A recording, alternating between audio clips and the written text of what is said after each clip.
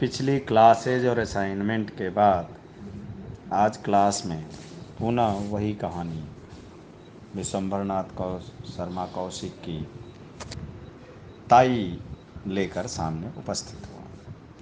पिछली क्लास में मैंने तुम लोगों को ठीक से बताया था कि किस तरीके से रामेश्वरी देवी रामजी लाल जी को पूरा समझाने की कोशिश करती हैं, यानी कि समझाने की कोशिश का मतलब है कि उनकी दृष्टि में रामजी दास, जिसे मैं रामजी लाल भी बीच में बोल गया, रामजी दास इस बात का प्रयत्न ही नहीं कर रहे हैं कि उनकी अपनी संतान हो। यहाँ एक प्रश्न उठना बड़ा स्वाभाविक है कि आखिर क्या कारण है कि एक स्त्री के भीतर संतानहीनता की चेतना ज़्यादा सालती है जबकि एक पुरुष को उतनी नहीं सालती। कहानी के भीतर ही इस बात का भी वर्णन आ गया है कि रामजी दास अपने छोटे भाई के बच्चों को ही अपना बच्चा मानकर और अपनी उस भावना से संतुष्ट हो जाते हैं कि वो निसंतान हैं। अर्थात उनके मन में यह भाव आ जाता है कि वो निसंतान नहीं है। इस पे चर्चा हम थोड़ी देर बाद करेंगे। पहले हम ये देखते हैं कि आखिर कैसे रामेश्वरी देवी अपनी बात को रखने के लिए कि रामजी दास से किस तरीके से हाँ भरवाई जाए और येन केन प्रकारेण, चाहे जो भी तरीका हो, उस तरीके को अपनाते हुए संतान सुख को पाया जाए। संतान सुख यानी स्वयं की संतान, किसी दूसरे की संतान में अपना संतान सुख खोजना बहुत नैसर्गिक नहीं है, और वो भी खास करके एक स्त्री के लिए। पुरुष उससे थोड़ा सा ऊपर उठा हुआ लग रहा है इस कहानी में। हमेशा होता है ये जरूरी नहीं। रामेश्वरी देवी यानी स्त्री इससे नहीं उठ पाती हैं और इसलिए जितने भी तरह के प्रयत्न हो सकते हैं वो सारे करके देख लेना चाहती हैं। चाहे वो ज्योतिष के द्वारा उपाय किया गया उपाय हो, पूजा के द्वारा किया गया उपाय हो, या किसी भी अन्य प्रकार से किया गया उपाय हो। रामजी दास इन अंधविश्वासों से दूर रहते हैं, इसलिए रामजी दास उससे अलग होते हैं। मैं ये नहीं कह रहा हूं कि रामेश्वरी सही है या रामजी दास सही है। मैं ये कहना चाहता हूं कि स्त्री की संतान के प्रति चेतना ज़्यादा प्रबल होती है पुरुष की तुलना में, और उसके अपने सामाजिक सांस्कृतिक कारण है, और उस पर उंगली रखने में विशंबरनाथ शर्मा कौशिक बहुत माहिर हैं। इसलिए आगे चल कर के रामेश्वरी भी एक तरीके से उनकी वो बौद्धिक चेतना पर, रामजी दास की बौद्धिक चेतना पर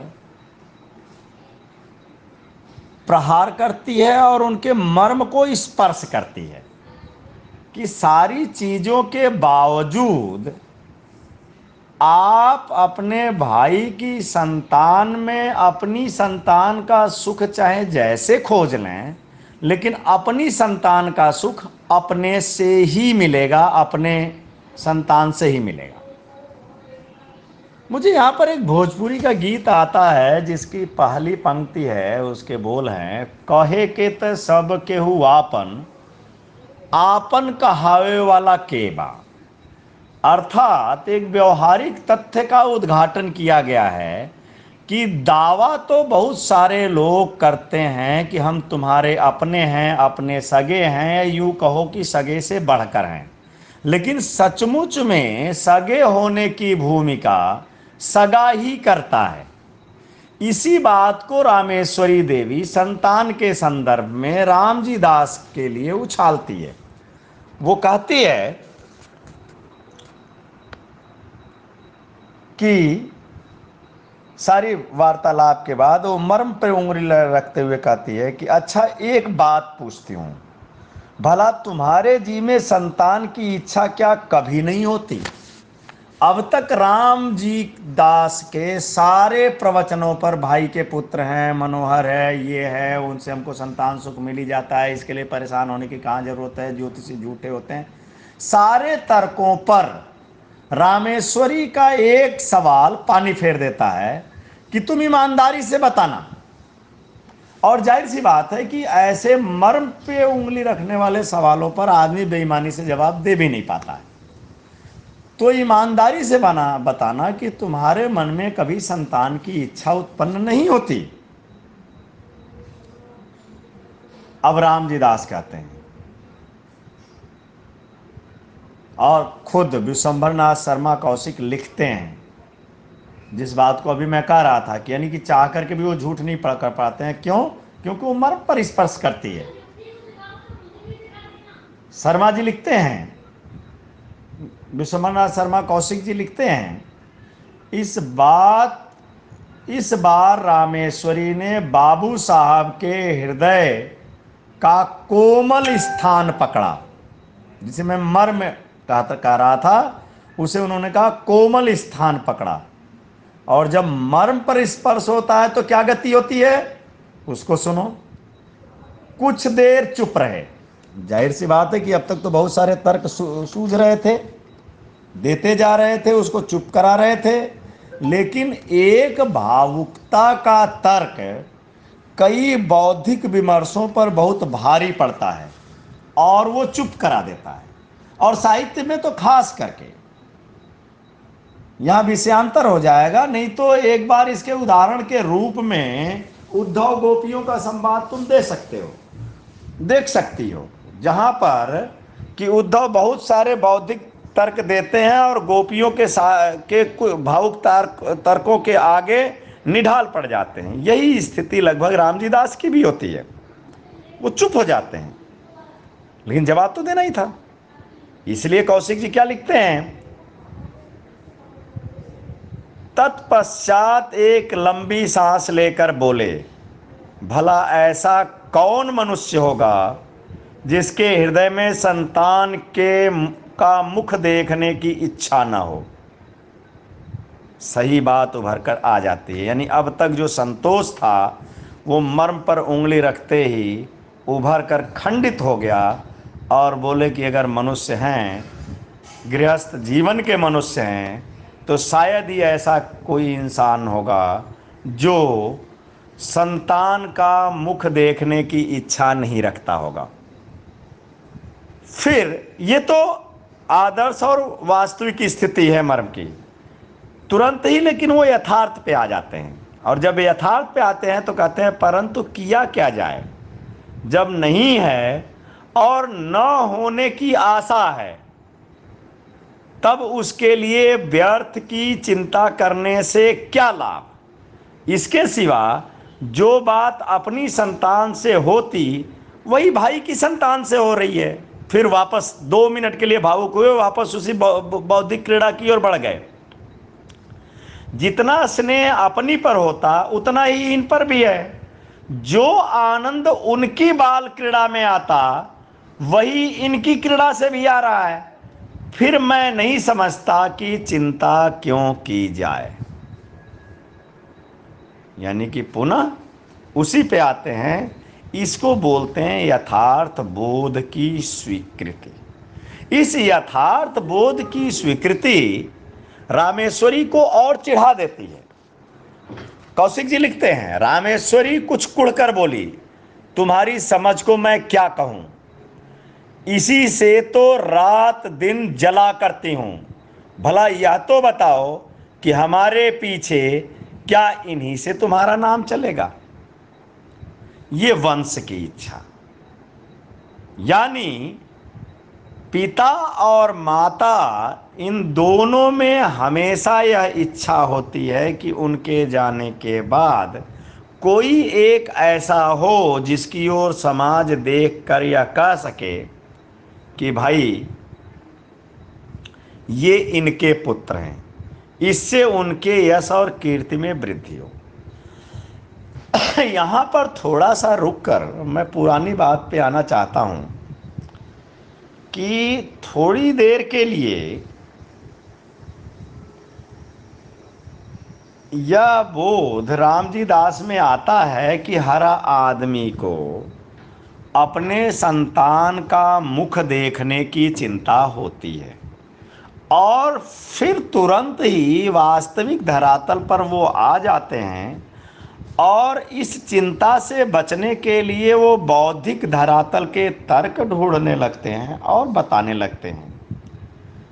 लेकिन रामेश्वरी न केवल उन तर्कों से असंतुष्ट होती है बल्कि वो और कुढ़ जाती है। इसका कारण कहाँ है?